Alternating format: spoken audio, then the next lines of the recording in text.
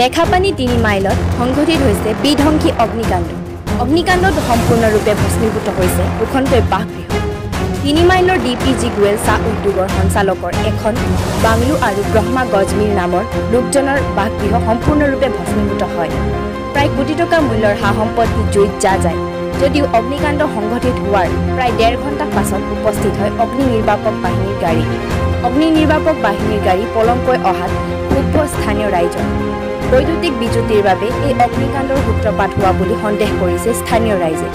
চাওঁ আহক জাগুনৰ আমাৰ সাংবাদিক প্ৰদীপ বৰমাৰ এক প্ৰতিবেদন।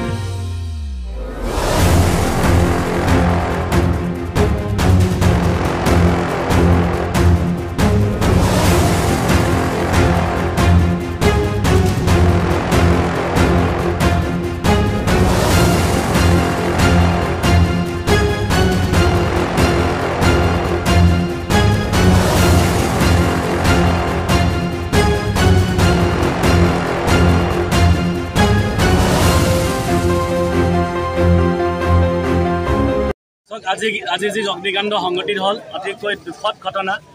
DPG গোৱেল এণ্ড কোম্পানীৰ যি বাংলো আছিল সেই বাংলোত ইতিমধ্যে জুই সম্পূৰ্ণৰূপে ছাৰখাৰ কৰি পেলাইছে। আমি ইয়াত দেখিবলৈ পাইছোঁ সম্পূৰ্ণৰূপে ফায়াৰ ব্ৰিগেডৰ গাফিলতি।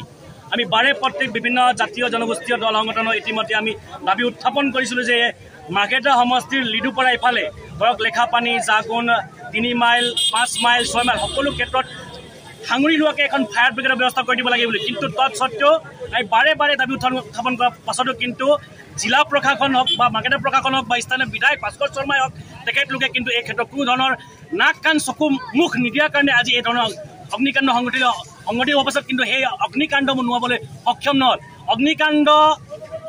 অগ্নিকাণ্ড সংঘটিত হোৱা প্ৰায় ১ ঘণ্টামান পাছত ফায়াৰ ব্ৰিগেড আহি উপস্থিত হৈছে। এই ঘটনাটোক গোটেই ছাৰখাৰ কৰি পেলাই প্ৰায় ৩খনকৈ ঘৰ জ্বলি ইতিমধ্যে শেষ হৈছে। আৰু যিসকলৰ ঘৰ ইতিমধ্যে জ্বলি ছাৰখাৰ হৈছে তেখেতলোক কান্দিছে। তেখেতলোকৰ কান্দোন আমি দেখিব পৰা নাই। তেখেতলোকৰ যিসকলৰ ঘৰ জ্বলি ইতিমধ্যে ছাৰখাৰ হৈছে তেখেতলোকক ক্ষতিপূৰণ কৰি দিব। চৰকাৰে তেখেতলোকক ক্ষতিপূৰণ ব্যৱস্থা কৰিব নাই।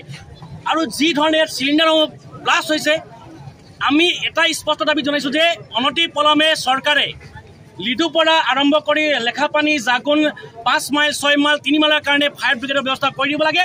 এখন ফায়াৰ ব্ৰিগেড অফিচ বনাব লাগে। যদি তেখেতলোকে ফায়াৰ ব্ৰিগেড অফিচ বনাই দিব নোৱাৰে তেনেহ'লে কিন্তু ইয়াত থকা স্থানীয় ৰাইজৰ ইতিমধ্যে খঙত আছে। তেখেতলোকে কৈছে যে যদি ইয়াত ফায়াৰ ব্ৰিগেডৰ ব্যৱস্থা কৰি দিয়া নহ'ব তেনেহ'লে কিন্তু অনাগত দিনত চৰকাৰ, স্থানীয় প্ৰশাসন, জিলা প্ৰশাসনে কিন্তু ৰাইজৰ ৰোষত পৰিব লাগিব।